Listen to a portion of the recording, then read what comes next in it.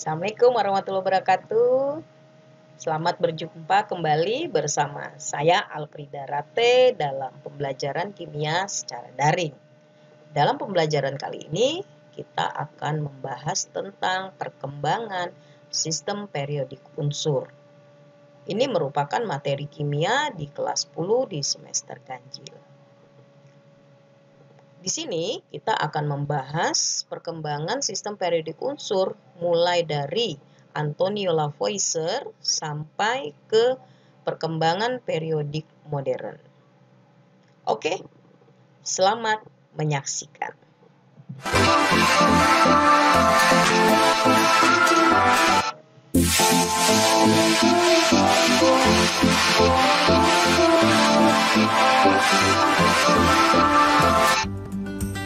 Baik, untuk yang pertama yaitu Antonio Lavoisier.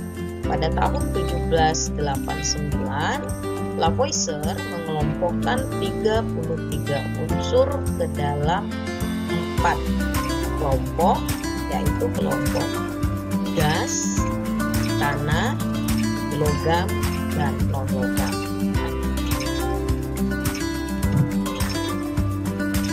Di sini kita bisa lihat di kelompok pertama ya, ada hidrogen, oksigen, nitrogen, cahaya, dan kalor.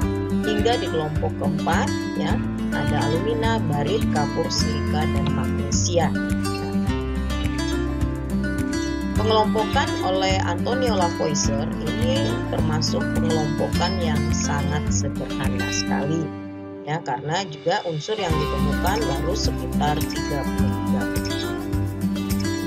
Selanjutnya kita ke Triad Dobereiner ya, pada tahun 1817 unsur disusun berdasarkan kenaikan masanya dan kemiripan sifatnya. Mengapa disebut Triad Dobereiner? Ya, Dobereiner adalah nama ilmuannya.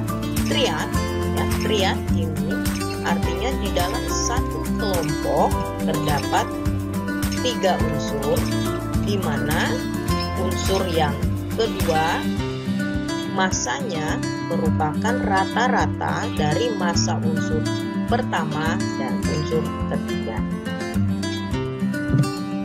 Kita bisa lihat di sini ada kelompok pertama Li, Na, dan K. Massa Na ini merupakan massa rata-rata dari Li dan K. Kita bisa lihat dalam perhitungannya. Ya. Nah, di sini ya masih ada kelemahan yang dialami oleh Dobereiner ya, dia tidak bisa mengelompokkan beberapa unsur lagi ke dalam kelompok triadnya, terutama unsur-unsur yang memiliki nomor massa besar. Selanjutnya kita ke Octave Smollens ya, pada tahun 1864 ya. Octave juga masih sama, dia juga masih menyusun berdasarkan kenaikan massa atom relatif. Kenapa dikatakan oktav? Karena di sini Smollens menyusun seperti tangga nada do, re, mi, fa, sol, la, si, do ya, di mana unsur ke-8 ini memiliki sifat yang sama dengan unsur pertama. Begitu juga unsur ke-9 ya, memiliki sifat yang sama dengan unsur yang kedua.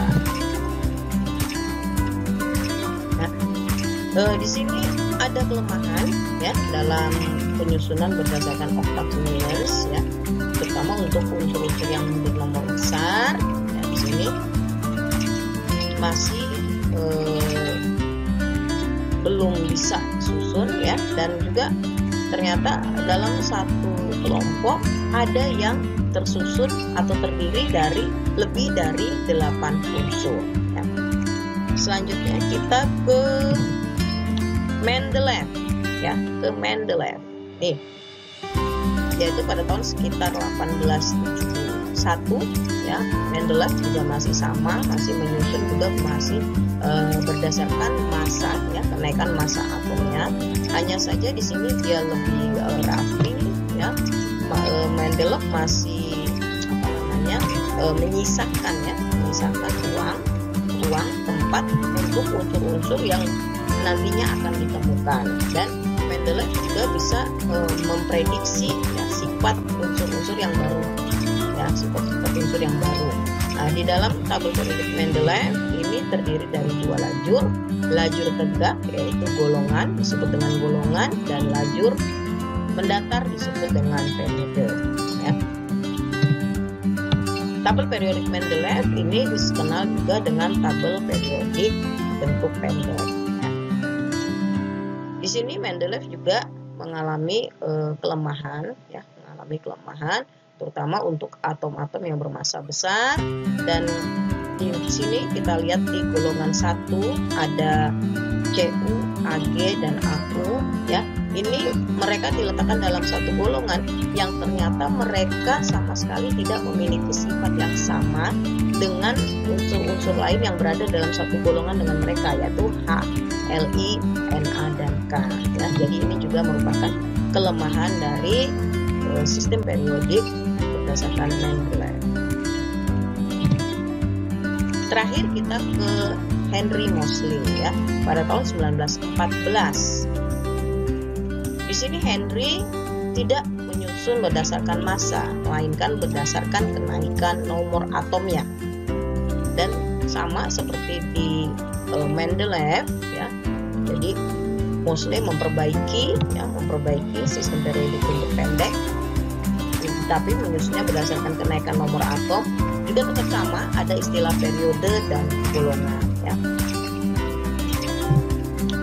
Tabel periodiknya ini dikenal dengan tabel periodik bentuk panjang, ya. Ini yang kita gunakan dalam pembelajaran kimia hingga sekarang. Di sini terdapat 7 periode, ya, kita bisa lihat ini yang angka 1, 2, 3 ke bawah sampai 7, dan ada 18 golongan. Ada 18 golongan. 18 golongan ini akan terbagi dua kelompok, yaitu kelompok A dan kelompok B, ya, kelompok A dan kelompok B. Kelompok A terdiri dari 8, ya, 8 golongan, dan kelompok B juga terdiri dari 8 golongan. Kelompok A terkenal kita sebut dengan istilah golongan utama, dan kelompok B dikenal dengan istilah golongan transisi. Dan di transisi pun nanti ada istilah transisi dalam, yaitu pada periode 6 ini merupakan golongan lantanida, dan pada periode 7 ini merupakan golongan tinida. Ya. Ini yang golongan B, ya, yang golongan B 1, 2 ini, ya, ke B 5, 6, 7, 8, 9, 10 ini merupakan golongan A, anggota di golongan A. Ya. Oke, Ibu rasa cukup pertemuan kita kali ini. Kita akan bertemu pada video pembelajaran selanjutnya yang masih berhubungan dengan sistem periodik unsur. Terima kasih sudah menyaksikan video ini. Semoga bermanfaat buat kalian semua. Assalamualaikum warahmatullahi wabarakatuh.